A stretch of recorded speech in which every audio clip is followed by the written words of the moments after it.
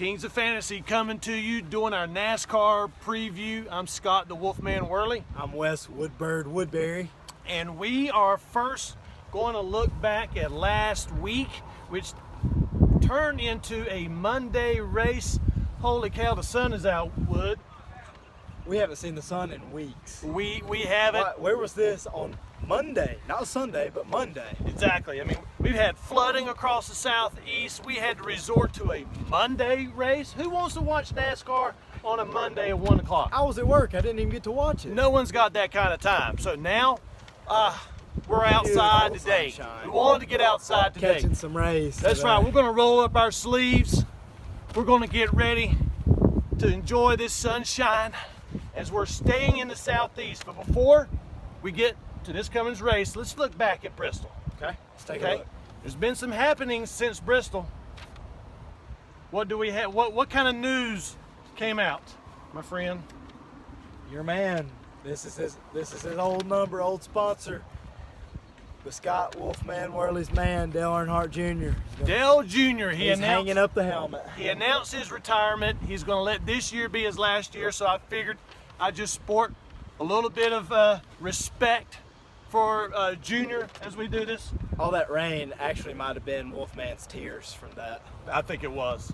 I think it was a precursor for this week. So we want to look back at how we did last week. We're going to start doing this on a weekly basis as we give you the info. Now, a lot happens from whenever we make this video and we're broadcast to whenever the race actually happens. So we do change some things as we got qualifying and practice come out. Yep. But let's look at how we did last week. Last week, I took Dale Jr., of course, and we know how he finished next to last in 38. So that pick didn't pan out at all. But my other two did, as I picked Kevin Harvick. He came home in third. And my sleeper paid off big time. Stenhouse rolled home in ninth place. So that worked good. Now, Wood, play the man at Bristol. Wood, you had four picks. You had Chase Elliott. He stayed up there towards the. He staggered off. Yeah, he finished 7th. You had Kyle Busch. What'd you say? That's the double name. He's either first or he's last. And he was last. He was near last. 35th. Your sleeper was Paul Menard. That was 16th. Was about last. He finished 16th. So, not too terribly bad for your sleeper pick. And then your conspiracy pick, kind of right where I figured he would finish. He finished 12th. That was Jamie McMurray. He finished 12th. We took a guess on him. Exactly. So that's how our picks played out for last week at Bristol. So we get rid of Bristol. Chuck it to the side. Chuck it to Wash the it side. away with the rest of the rain. We're staying in Virginia. We're just over the border into Virginia as we head east to Richmond International Raceway. Wood, tell us about that track. It is 3/4 of a mile, and it's a D-shaped oval. So we've got another short track this week. Another short track. You're gonna see some slower speeds again. Not too quick of a track. Yeah, not too fast Not of too a fast. track. You know what it used to be called? A little history lesson for you. A little tidbit. You know me and my little tidbits. This racetrack used to be called the Atlantic Rural Exposition Fairgrounds Track. So we figure we bring it outside into the rural America, keep it in its original name. So Kings of Fantasy contest. Whoever can say that 3 times the fastest wins. exactly. I ain't gonna try it. So that's the track. Weather doesn't look like it's gonna be an issue. Nope. So we're good to go Back on to that. Sunday. Back to Sunday racing. Back to Sunday racing, and I'm glad you mentioned that. Traditionally, or in the past several years, decade plus, Richmond has all been night racing there. However, this spring race is a daytime race. It is a 2 p.m. race. Okay, they saved that the fall race for more of a nighttime race, and this is very important. The fall race is the last race before the chases or the playoffs is determined. So this is going there the first time is huge for these drivers. You gotta learn it. Trying to prepare for that second time around when it will really pay off. So a lot of notes being taken there. So Good keynote there, Whirly. Yes, let's talk about our picks. All right, let's get into our picks. I'm gonna get into my first pick, and that is a guy who has had an average finish there of just over 5.5. He rides the top of my charts and my notes here, and that is Joey Logano. Can't argue with that pick at all. He had a win back in 2014. He's been in the top 10 every single time there. So you'll be able to fit him in to your lineups. Definitely start with him. All right, who's your number one? My number one, best season of his career right now, Martin Truex Jr. Yes. Not his best track, but the past year and a half, I believe he's got, what, out of the last 3 races, he's got 2 top 10s and a 3rd place finish. Yeah, 3 top 10s the last 3 times he's been there, a 3rd, a 9th, and a 10th. So he has done good there of late. I'm just going off his hot season right now, too. Good. So Martin Truex there for Woods pick. My second pick is a guy that's had success there here in the past 3 trips there, a fifth, and a 2nd, and that is Kevin Harvick, baby. I'll drink a Busch Light to that. You His drink a sponsor Busch this Light. week. That's right. And wash down that old Jimmy John's that he's a sponsor of as well. So that's Kevin Harvick. I'm going to take him as well. That's 2 high-priced guys. So just hang on there. I'm going to tell you how to fit them in here in just a minute. All right, go to your number 2. My second pick, I can't believe I'm saying this. Roll some Casey Kane. Woo! Casey Kane has 3 top 10 finishes in the past 10 seasons. One of his favorite tracks to race on. I'm loving some Casey Kane this week.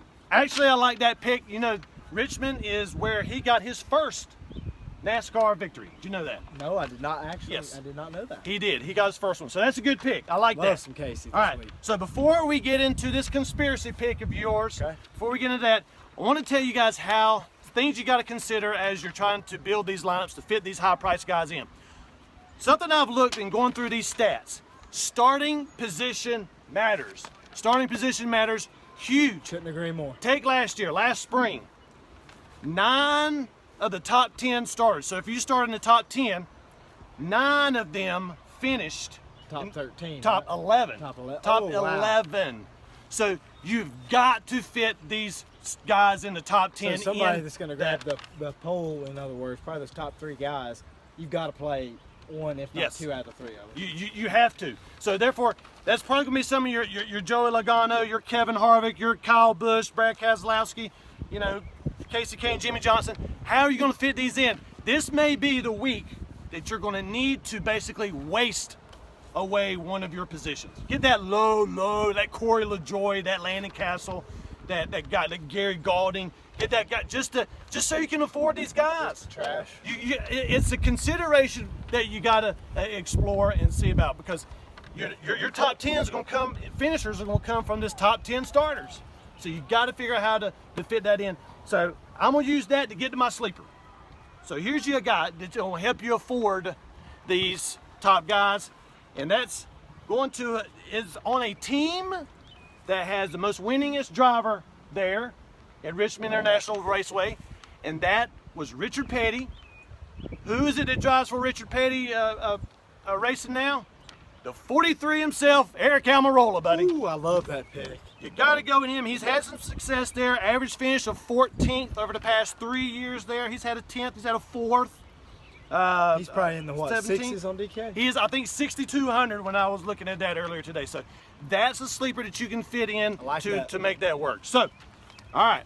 Do I need to sit down for this one? Do I need to take a knee? You need to take a knee for this one. All right. The This conspiracy is going to be pick good. is coming, everybody. He tempted me a second ago. He almost gave my pick away. Not going for this guy to win. Not going for this guy to finish in the top 10. He could flirt with the top 20. I'm saying he's going to finish between 20 and 25th.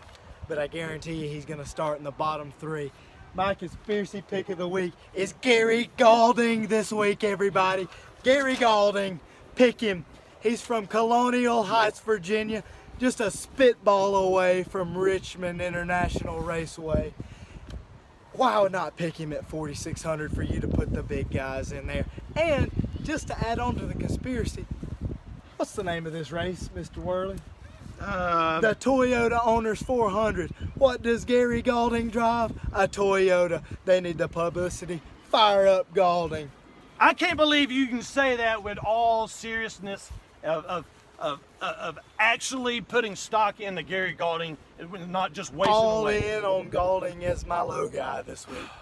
All right, I gotta call 911. I gotta figure out the quickest route to the hospital because I'm about to faint here listening to that. Anyway, so take it for whatever you want. You can go with Gary Gaulding or with seriousness, or you can use him as a trash pick. Do that. All right, so we got Richmond. It's Sunday at 2 p.m., I believe, is when they drop that green 2 flag. p.m. 2 p.m. Don't forget, Kings of Fantasy, the Mountaineer website, the new and improved Mountaineer website is going to be coming online next week, I believe on Monday. We're going to have a special section in this on this website. We're going to be posting things up daily. Check out daily analysis. Lots of tidbits, even audio podcasts. Video, audio podcasts. Lots of stats and stuff. We got scores. We got everything rolling. Definitely be looking for that as we get rid of Richmond and we head to them fast tracks out in Alabama coming up next week, baby. We got Talladega. We got a fun podcast coming for you next week. So on behalf of the Godfather and Moose, I'm the Wolfman. I'm the Woodbird. And we are the Kings of Fantasy. Enjoy the race, everybody.